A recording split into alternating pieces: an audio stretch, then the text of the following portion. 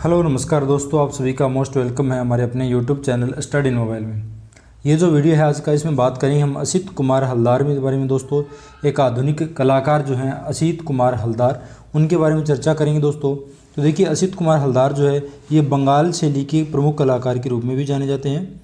बंगाल शैली के कलाकार भी रहे हैं असित कुमार हलदार।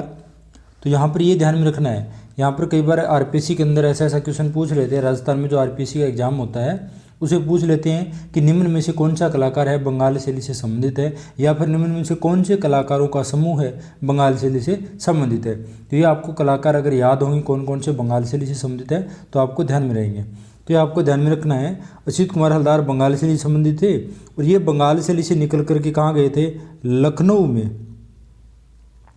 लखनऊ में कला विद्यालय है, वहाँ पर ये प्राचार्य बन गए और बंगाल शैली का प्रचार प्रसार किया। तो ये इस प्रकार क्रम है, ये आपको ध्यान में रखना है। देखिए, असित कुमार हलदार, बंगाल शैली और लखनऊ, असित कुमार हलदार, बंगाल शैली और लखनऊ, ये आपको ध्यान में रखना है। कई बार ऐसे ही पूछ लेते हैं कौन जो असित कुमार हलदार है वो बंगाल शैली का प्रचार प्रसार किस कला विद्यालय में किया था? तो लखनऊ कला विद्यालय में किया था। तो ये आपको ध्यान में रखना है। तो चलिए शुरू करते हैं वीडियो। पहला प्रश्न देखिएगा और ये वीडियो दोस्तों लास्ट तक देखें। ये देखने के बाद आपको एक भी जो डाउट है वो असित कुमार हलदार के बारे में नहीं रहेगी। असित कुमार हलदार के सारे क्वेश्चन है वो सोल्व करवाओगे इस वीडियो के माध्यम से। कंप्लीटली असित कुमार हलदार डिटेल से करा दिया जाएगा। पहला प्रश्न है, असित कुमार हलदार का जन्म कहाँ हुआ? तो देखिएगा, असित कुमार हलदार का जन्म, ये पहला प्रश्न है आपका। तो असित कुमार हलदार का जो जन्म है वो हुआ था पश्चिमी बंगाल में, वेस्ट बंगाल में हुआ था। कहाँ हुआ था? पश्चिमी बंगाल में हुआ था। तो आप में से कई सोच रहे होंगे सर पश्चिम बंगाल तो ऑप्शन में है ही नहीं, आपने गलत बता दिया। तो नहीं जी, मैंने गलत नहीं बताया। असित कुमार हलदार का जन्म पश्चिम बंगाल में, और पश्चिम बंगाल में एक जगह है जिसका नाम है कलकत्ता। कौन सा? कलकत्ता। यानी कलकत्ता में इनका जन्म हुआ था। पश्चिम बंगाल के अंदर आता है कलकत्ता। और यहाँ जन्म कब हुआ था? तो देखिए 10 सितंबर, कब हुआ था? 10 सितंबर 1890 को जो है इनका जन्म हुआ था।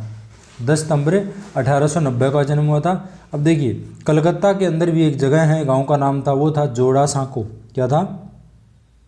जोड़ा सांको एक जगह का नाम है, वहाँ इनका जन्म हुआ था। अब 3 जगह इनका नाम आता है, जैसे पश्चिम बंगाल, उसके अंदर जाएंगे कलकत्ता, कलकत्ता के अंदर जाएंगे जोड़ा सांको। इन तीनों में से कोई भी ऑप्शन नहीं मिल सकता आपको। देखो कई बार क्वेश्चन पूछ लेते हैं लार का जन्म कहाँ हुआ? कलकत्ता नहीं देंगे, वहाँ देंगे जोड़ा सांको। तो ये याद रखना, जोड़ा सांको में हुआ। अगर कलकत्ता और जोड़ा सांको ना दे तो ऑप्शन में दे दे पश्चिम बंगाल। तो असित कुमार हलदार का जन्म कहाँ हुआ था? पश्चिम बंगाल में। तो ये आपको तीनों शब्द है वो ध्यान में रखना है। और 10 सितंबर 1890 को इनका जन्म हुआ था। जन्म हुआ है तो मृत्यु की भी बात कर लेता हूँ, कई कलाकारों की पूछ लेते हैं। तो मृत्यु जो है वो 1964 में हुई थी। कब हुई थी? 1964 में हुई थी, 13 फरवरी को। 13 फरवरी 1964 को असित कुमार हलदार जो है इनकी मृत्यु हुई थी। और ये कहाँ पर हुई थी मृत्यु दोस्तों? लखनऊ में। लखनऊ में असित कुमार हलदार की मृत्यु हुई थी 1964 में। जन्म हुआ था कलकत्ता 1890, मृत्यु 1964 लखनऊ में हुई थी। तो चलिए नेक्स्ट प्रश्न देख लेते हैं। असित कुमार हलदार किस कला विद्यालय के प्राचार्य बने? तो देखिए, असित कुमार हलदार किस कला विद्यालय के प्राचार्य भी आपको बनाया था मैंने, बंगाल शैली के निकल कर के ये लखनऊ, कहाँ? लखनऊ कला विद्यालय जो है उसके प्राचार्य बने थे। कहाँ बने थे? लखनऊ कला विद्यालय। तो लखनऊ के अंदर जो है वहाँ पर प्रिंसिपल जो प्राचार्य बने थे, तो ये कब बने थे दोस्तों? कई बार पूछ ले तो 1925 में बने थे। कब बने थे? 1925 से बने थे, लखनऊ कला विद्यालय के प्राचार्य बने थे। उसके बाद में दोस्तों 1900, इससे पहले की बात है, देखिए इससे पहले की बात बताता हूँ, 1923 की बात है। 1923 में असित कुमार हलदार शांति निकेतन में कला भवन जो है वहाँ शिक्षक बने थे। शांति निकेतन कला भवन के शिक्षक बने थे, 1 साल रहे। उसके बाद में दूसरी साल 1924 में महाराजा स्कूल ऑफ आर्ट, कहाँ है दोस्तों? जयपुर में, वहाँ पर शिक्षक के रूप में नियुक्त हुए, 1 साल वहाँ रहे। फिर 1925 में जो है वो लखनऊ आ गए। कब है? 1925 में लखनऊ आ गए, लखनऊ में प्राचार्य बने और यहाँ पर है दोस्तों काफ़ी साल तक रहे थे, 1945 तक, 1925 से 1945 यानी 20 साल तक जो है लखनऊ के अंदर प्राचार्य के रूप में यहाँ पर रहे थे और बंगाल शैली का प्रचार प्रसार करते रहे थे असित कुमार हलदार। तो चलिए अगला प्रश्न देख लेते हैं। असित कुमार हलदार ने किस गुफा की प्रतिलिपियां तैयार की। अब देखिए असित कुमार हलदार जो है ना, उन्होंने कई गुफाओं की प्रतिलिपियां बनाई थी। तो यहाँ पर समूह दे रखा है, देखो असित कुमार हलदार है, इन्होंने अजंता की भी बनाई, बाघ की भी बनाई। आप ये ऑप्शन देख के पहले भी टिक कर दोगे, नहीं जी बादामी की नहीं बनाई इन्होंने, इसमें बादामी आ गया, बादामी की भी नहीं बनाई। जोगीमारा की बनाई, अजंता की, यानी अजंता, बाघ और जोगीमारा तीन हमारे सामने निकल के आ गई, बादामी की नहीं बनाई थी। बचा ऑप्शन चौथा, इसमें देखते हैं, जोगीमारा भी आ गया, अजंता भी आ गया और बाघ आ गया, यानी तीनों गुफाओं की प्रतिलिपियां बनाई थी असित कुमार हलदार ने। अब देखिए इनके साथ में साथी कलाकार भी थे। अब देखो किस प्रकार कब कब बनाई थी बताता हूँ आपको। देखिए सबसे पहले जो है इन्होंने अजंता गुफा की प्रतिलिपियां बनाई थी। किसकी? अजंता गुफा की प्रतिलिपियां बनाई थी 1910 में। एक लेडी हैरिगम थी, उनके कहने पर नंदलाल बोस और साथ में असित कुमार हलदार दोनों गए मास्टर अजंता में और वहाँ जाकर के उनकी प्रतिलिपियां बनाई। और ये जो प्रतिलिपियां हैं दोस्तों, ये साउथ केसिंगटन जो म्यूजियम है लंदन में, वहाँ पर स्थित है, भारतीय विभाग में। ठीक है, ये लंदन में है वर्तमान में प्रतिलिपियां ना। 1910 में अजंता की बनाई। उसके बाद में असित कुमार हलदार और समेंद्रनाथ गुप्त दोनों ने मिलकर के जो रामगढ़ की पहाड़ियों में गुफा है, कौन सी? जोगीमारा, इसकी गुफा बनाई, गुफा की प्रतिलिपियां बनाई। ये बनाई थी 1914 में। 1910 में अजंता गुफा की, 1914 में जोगीमारा गुफा की प्रतिलिपियां बनाई। और उसके बाद में लास्ट में 1921 में, कब? 1921 के अंदर दोस्तों, 1921 में जो है बाघ गुफा की प्रतिलिपियां बनाई थी। किसने? असित कुमार हलदार। और इसके साथ में दो साथी कलाकार थे, एक तो नंदलाल बोस और दूसरे थे सुरेंद्र कौर। 1910 में किसकी? अजंता की, 1914 जोगीमारा, 1921 बाघ गुफा की, तीनों की प्रतिलिपियां बनाई थी। किसने? असित कुमार हलदार ने। और आपको बताया मैंने अजंता की प्रतिलिपियां तो कहाँ है? लंदन में है। और जो जोगीमारा गुफा की बनाई 1914 में, वो कहाँ है? भारतकारी पुरातात्विक विभाग में है। और 1921 में बाघ की बनाई है ग्वालियर के पुरातात्विक संग्रहालय में है। ठीक है, ये आपको ध्यान में रखने हैं। अब देखिएगा, इससे पहले अगला क्वेश्चन करने से पहले थोड़ी सी एक चीज़ और बताना चाहूँगा कि असित कुमार हलदार के बारे में। देखिए असित कुमार हलदार का जन्म कलकत्ता में हुआ था, लखनऊ में मृत्यु हुई थी। और इसी बीच असित कुमार हलदार जब 15 वर्ष की उम्र के थे, जब 15 साल के हुए थे, तो वो कलकत्ता के गवर्नमेंट स्कूल ऑफ आर्ट जो था कलकत्ता के अंदर, वहाँ पर उन्होंने एडमिशन लिया कला की शिक्षा प्राप्त करने के लिए। किसकी?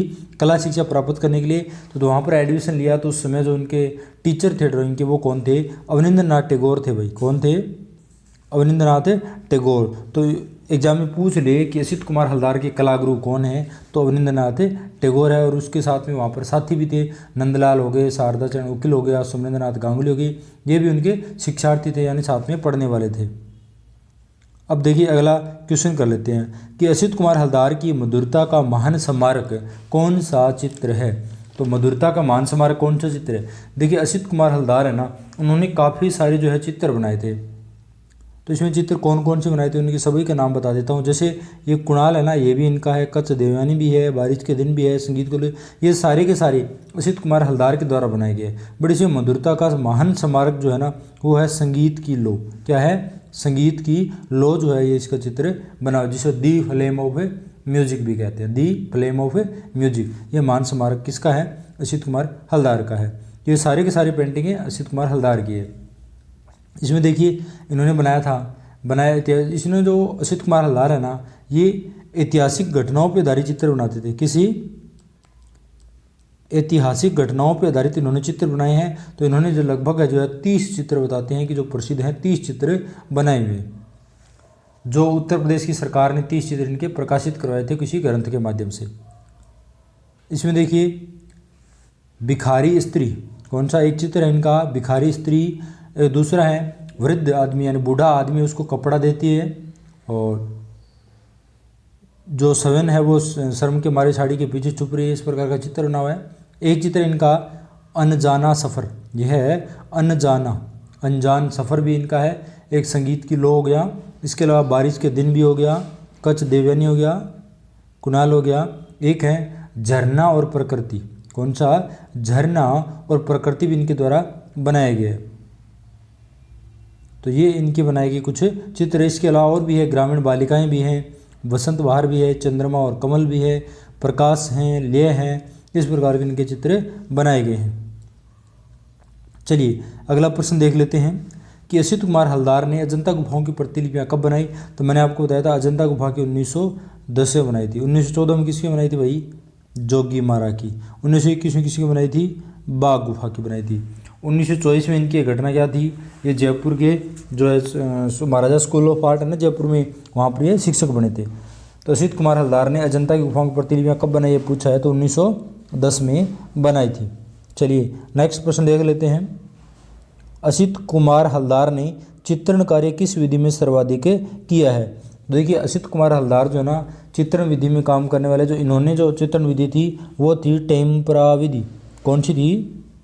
सॉरी दोस्तों, इसमें एक मिनट, वो क्वेश्चन कहाँ चला गया भाई? हाँ, ये हमारा छठा क्वेश्चन था कि कार्य किस विधि में सर्वाधिक किया गया। तो देखिए टेम्परा विधि जो है ना, इसमें असित कुमार हलदार ने काम किया है। तो असित कुमार हलदार जो थे इन्होंने टेम्परा विधि में काम किया, तो ये आपको ध्यान में रखना है। देखिए टेम्परा पद्धति, इसमें जल रंग तेल रंगों में भी इसके अलावा भी काम किया इन्होंने, बट जो है सर्वाधिक जो है टेम्परा विधि इन्होंने अपनाई थी। किसने? असित कुमार हलदार ने। अब देखिए असित कुमार हलदार जो हैं, इन्हें असित कुमार हलदार कॉस्मेटिक पेंटिंग में भी चित्र बनाए थे। कॉस्मेटिक पेंटिंग में भी चित्र बनाए हैं। और ये दोस्तों चित्रकार के साथ साथ मूर्तिकार भी थे। तो इन्होंने लकड़ी पर काम किया था। किस पर? लकड़ी पर काम किया था। और लकड़ी पर लाख की वार्निश इन्होंने की थी। लाख की पॉलिश, लाख जो चूड़ा बना होता है ना, लाख का बना होता है, उससे पॉलिश की थी इन्होंने लकड़ी के ऊपर। इस प्रकार पॉलिश करके काम करते थे। तो उस शैली का एक नाम दिया गया था, वो था लिसेड। क्या रखा? लिसेड रखा था उसका नाम, लिसेड। लिसेड उसका एक अलग शैली बन गई थी। ठीक है, लिसेड इसका नाम रखा था। तो ये आपको ध्यान में रखना है, जो टेम्परा विधि में काम करते थे।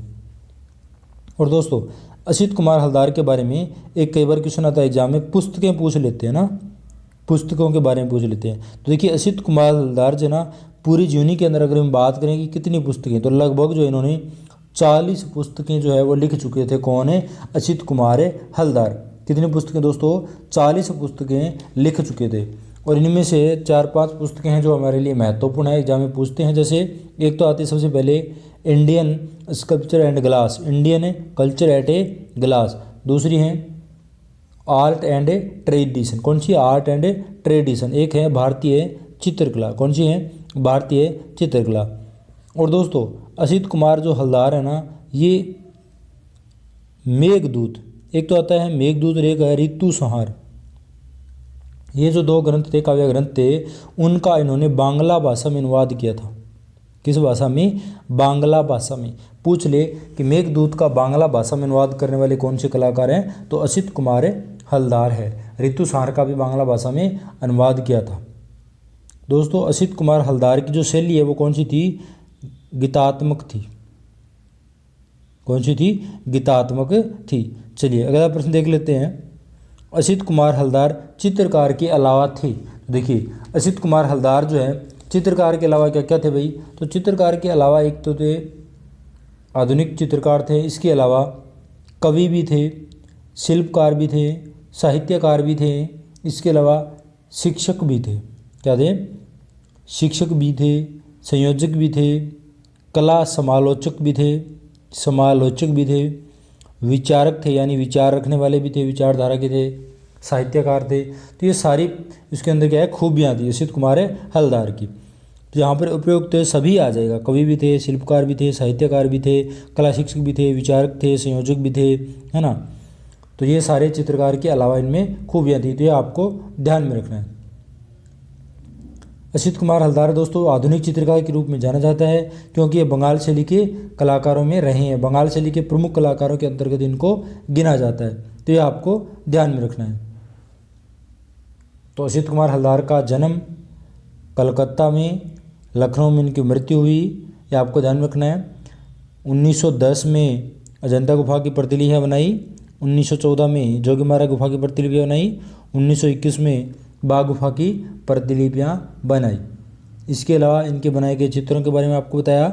उसके बाद असित कुमार हलदार 1923 में शांति निकेतन कला भवन में शिक्षक बने, 24 में जयपुर में महाराजा स्कूल ऑफ आर्ट में शिक्षक बने, 1925 में जो है ये लखनऊ कला विद्यालय के प्रिंसिपल बने थे।